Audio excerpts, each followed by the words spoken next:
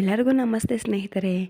ಎಲ್ಲರೂ ಹೇಗಿದ್ದೀರಾ? ನಾನು ತುಂಬ ಚೆನ್ನಾಗಿದ್ದೀನಿ. ಇವತ್ತು ಇನ್ನೊಂದು ರೆಸಿಪಿ ಬಂದುಬಿಟ್ಟು ಹಾಗಲಕಾಯಿ ಗ್ರೇವಿ ಅಥವಾ ಗೊಜ್ಜು ಯಾವ ರೀತಿ ಮಾಡೋದು ಅಂತಂದ್ಬಿಟ್ಟು ನೋಡ್ಕೊಂಬರೋಣ. ತುಂಬ ಈಸಿಯಾಗಿ ಮಾಡ್ಬೋದು, ತುಂಬ ಚೆನ್ನಾಗಿರುತ್ತೆ. ಹಾಗಲಕಾಯಿ ಇಷ್ಟಪಡದೇ ಇರೋರು ಸಹ ಇಷ್ಟಪಟ್ಟು ತಿಂತಾರೆ, ಅಷ್ಟು ಚೆನ್ನಾಗಿರುತ್ತೆ. ಬನ್ನಿ ಯಾವ ರೀತಿ ಮಾಡೋದು ಅಂತ ನೋಡೋಣ. ಇವಾಗ ಮೊದಲಿಗೆ ಹಾಗಲಕಾಯಿನ ಈ ರೀತಿ ನಿಮ್ಗೆ ಯಾವ ಶೇಪಲ್ಲಿ ಬೇಕಂದ್ರೆ ಆ ಶೇಪಲ್ಲಿ ಕಟ್ ಮಾಡ್ಕೊಂಬಿಟ್ಟು ಅದಕ್ಕೆ ಸ್ವಲ್ಪ ಒಳಗಡೆ ಇರುವಂಥ ಬೀಜನ ತೆಗೆದುಬಿಟ್ಟು ಸ್ವಲ್ಪ ಹುಣಸೆಹಣ್ಣು ಹಾಕಿ ಮತ್ತು ಸ್ವಲ್ಪ ಒಂದು ಅರ್ಧ ಟೀ ಸ್ಪೂನಷ್ಟು ಉಪ್ಪನ್ನು ಸೇರಿಸ್ಬಿಟ್ಟು ಈ ರೀತಿ ಹಾಗಲಕಾಯಿ ಮುಳುಗೋವರೆಗೂ ಸ್ವಲ್ಪ ನೀರನ್ನು ಸೇರಿಸ್ಬೇಕಾಗುತ್ತೆ.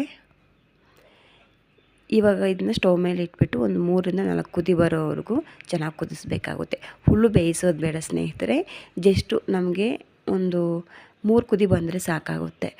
ಅಲ್ಲಿವರೆಗೂ ಕುದಿಸ್ಬಿಟ್ಟು ಸ್ಟವ್ನ ಆಫ್ ಮಾಡಿಬಿಡಿ. ಇವಾಗ ಒಂದು ಸ್ಟ್ರೈನರ್ಗೆ ತೊಗೊಂಬಿಟ್ಟು ಈ ರೀತಿ ಹಾಗಲಕಾಯಿ ಸಪ್ರೇಟು ಹುಣಸೆಹಣ್ಣು ಸಪ್ರೇಟ್ ಮಾಡಿ ಇವಾಗ ಸ್ಟವ್ ಮೇಲೆ ಒಂದು ಪಾತ್ರೆಯನ್ನು ಇಟ್ಬಿಟ್ಟು ಅದಕ್ಕೆ ಒಂದು 3ರಿಂದ 4 ಟೇಬಲ್ ಸ್ಪೂನ್ ಎಣ್ಣೆಯನ್ನು ಹಾಕಿ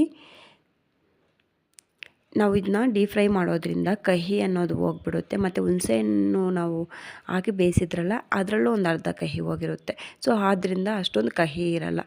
ಇದು ಕಹಿ ತಿಂದ್ರೇ ಆರೋಗ್ಯಕ್ಕೆ ಒಳ್ಳೆಯದು, ಆದರೆ ಮನೇಲಿ ಮಕ್ಳುಗಳು ಇಷ್ಟಪಡಲ್ಲ. ಸೊ ಅಂಥವರು ಈ ರೀತಿ ಮಾಡ್ಕೋಬೋದು. ಸೊ ಇವಾಗ ಎಣ್ಣೆಯಲ್ಲಿ ಚೆನ್ನಾಗಿ ಒಂದು 3 ನಿಮಿಷ ಕಾಲ ಸ್ಟವ್ನ ಮಧ್ಯಮ ಉರಿಯಲ್ಲಿ ಇಟ್ಬಿಟ್ಟು ಈ ರೀತಿ ಚೆನ್ನಾಗಿ ಫ್ರೈ ಮಾಡ್ಕೋಬೇಕು. ಇವಾಗ ಅದನ್ನ ಸಪ್ರೇಟಾಗಿ ತೆಗೆದಿಕ್ಕಿ ಮತ್ತು ಅದೇ ಪಾತ್ರೆಗೆ ಒಂದು 2ರಿಂದ 3 ಟೇಬಲ್ ಸ್ಪೂನ್ ಎಣ್ಣೆನ ಎಕ್ಸ್ಟ್ರಾ ಹಾಕಿ ಇವಾಗ ಇದನ್ನ ಈ ಎಣ್ಣೆ ಜೊತೆಗೆ 2-3 ಸ್ಪೂನ್ ಎಕ್ಸ್ಟ್ರಾ ಎಣ್ಣೆನ ಹಾಕಿ ತುಂಬ ಚೆನ್ನಾಗಿರುತ್ತೆ ಸ್ನೇಹಿತರೆ. ಚಪಾತಿ, ಮುದ್ದೆ, ರೈಸ್ ಎಲ್ಲದಕ್ಕೂ ಚೆನ್ನಾಗಿರುತ್ತೆ. ಸೊ ನೀವು ಟ್ರೈ ಮಾಡಿ ನಿಮಗೆ ಹೇಗೆ ಬಂದಿದೆ ಅಂತ ನನಗೆ ಕೆಳಗಡೆ ಕಾಮೆಂಟ್ ಬಾಕ್ಸಲ್ಲಿ ತಿಳಿಸ್ಕೊಡಿ. ನೆಕ್ಸ್ಟು ಒಗ್ಗರಣೆಗೆ ಸಾಸಿವೆ ಕಾಳು ಮತ್ತು ಒಣಗಿರೋ ಮೆಣಸಿನ್ಕಾಯಿ, ಒಂದು ಬೆಳ್ಳುಳ್ಳಿ ಈ ರೀತಿ ಕ್ರಷ್ ಮಾಡ್ಕೊಂಡಿದ್ದೆ ಅದನ್ನು ಹಾಕ್ತಾಯಿದ್ದೀನಿ. ಮತ್ತು ಮೀಡಿಯಮ್ ಸೈಜ್ ಈರುಳ್ಳಿ ಒಂದು 3 ಈರುಳ್ಳಿ ಕಟ್ ಮಾಡ್ಕೊಂಡಿದ್ದೆ ಅದನ್ನು ಸಹ ಹಾಕ್ತಾಯಿದ್ದೀನಿ.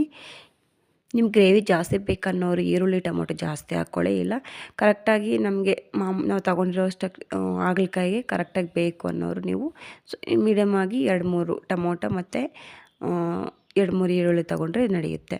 ಸೊ ನಾನಿಲ್ಲಿ ಒಂದು 400 ಗ್ರಾಮ್ ಹಾಗಲಕಾಯಿ ತೊಗೊಂಡಿದ್ದೆ, ಅದಕ್ಕೆ 3 ಈರುಳ್ಳಿ 3 ಟೊಮೊಟೊ ಹಾಕಿದ್ದೀನಿ. ಇವಾಗ ಸ್ವಲ್ಪ ಉಪ್ಪು ಮತ್ತು ಅರಿಶಿಣ ಹಾಕ್ಬಿಟ್ಟು ಚೆನ್ನಾಗಿ ರೀತಿ ಗೊಜ್ಜು ಥರ ಮಾಡಬೇಕಾಗುತ್ತೆ. ಚೆನ್ನಾಗಿ ರೀತಿ ಟೊಮೊಟೊ ಗೊಜ್ಜು ಥರ ಆದಮೇಲೆ ಟೊಮೊಟೊ ಎಲ್ಲ ತುಂಬ ಚೆನ್ನಾಗಿ ಮೆಲ್ಟ್ ಆಗಿದೆ ನೋಡಿ. ಇವಾಗ ನಾವು ಆವಾಗಲೇ ಆಯಿಲಲ್ಲಿ ಫ್ರೈ ಮಾಡಿ ಇಟ್ಕೊಂಡಿರೋ ಹಾಗಲಕಾಯಿನ ಹಾಕ್ತಾಯಿದ್ದೀನಿ. ಇವಾಗ ಅದಕ್ಕೆ ಒಂದು ಒಳ್ಳೆ ಮಿಕ್ಸ್ ಕೊಡಿ. ತುಂಬ ಚೆನ್ನಾಗಿರುತ್ತೆ. ಶುಗರ್ ಪೇಷಂಟ್ಸು ಮತ್ತು ಕೆಲವು ಡಯಟಲ್ಲಿರೋರೆಲ್ಲ ಇದು ತೊಗೋಬೋದು. ಇದು ವೆಯ್ಟ್ ಲಾಸ್ ರೆಸಿಪಿ ಅಂತಲೂ ಹೇಳ್ಬೋದು ಸ್ನೇಹಿತರೆ. ಸೊ ನೆಕ್ಸ್ಟ್ ನಾನು ಇಲ್ಲಿ ಚಿಲ್ಲಿ ಪೌಡರ್ ತೊಗೊಂಡಿದ್ದೀನಿ ಸ್ವಲ್ಪ, ಮತ್ತು ಸಾಂಬಾರು ಪೌಡರ್, ಧನಿಯಾ powder. Sambar powder 2 tablespoon ತೊಗೊಂಡಿದ್ದೀನಿ, ಧನಿಯಾ ಪೌಡರ್ ಸಹ 2 ಟೇಬಲ್ ಸ್ಪೂನ್ ತೊಗೊಂಡಿದ್ದೀನಿ. ಖಾರಕ್ಕೆ ಅನುಗುಣವಾಗಿ ನೀವು ಖಾರನ ಹಾಕ್ಕೋಬೋದು, ಇಲ್ಲ ಹಸಿಮೆಣ್ಸಿನ್ಕಾಯಿ ಆ್ಯಡ್ ಮಾಡೋಂಗಿದ್ರೆ ಹಸಿಮೆಣ್ಸಿನ್ಕಾಯಿನ ಸಹ ನೀವು ಆ್ಯಡ್ ಮಾಡ್ಕೋಬೋದು.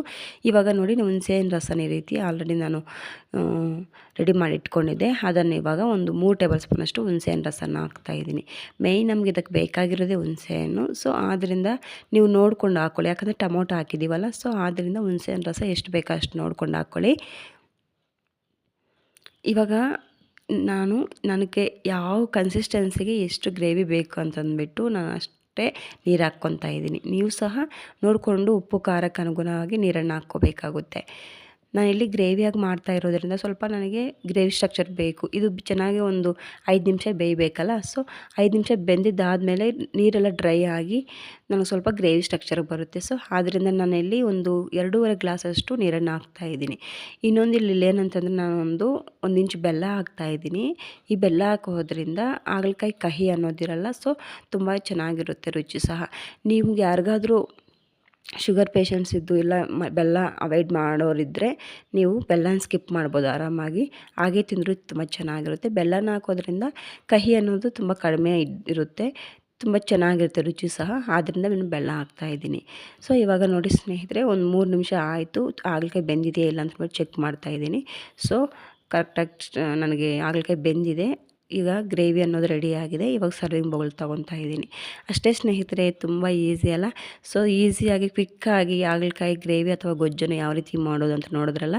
ಸೊ ನಿಮ್ಮೆಲ್ಲರಿಗೂ ವಿಡಿಯೋ ಇಷ್ಟ ಆಗಿರುತ್ತೆ ಅನ್ಕೋತೀನಿ. ಇಷ್ಟ ಆಗಿದ್ದರೆ like and share, comment please. ಚಾನಲ್ಗೆ ಸಬ್ಸ್ಕ್ರೈಬ್ ಮಾಡಿಲ್ಲ ಅಂದರೆ ಸಬ್ಸ್ಕ್ರೈಬ್ ಮಾಡ್ಕೊಂಡು ನೋಡಿ ಪ್ಲೀಸ್. ಸಿಗೋಣ ಮುಂದಿನ ಸಂಚಿಕೆಯಲ್ಲಿ. ಥ್ಯಾಂಕ್ ಯು ಫಾರ್ ವಾಚಿಂಗ್ ಸ್ನೇಹಿತರೆ. ಬಾಯ್ ಬಾಯ್.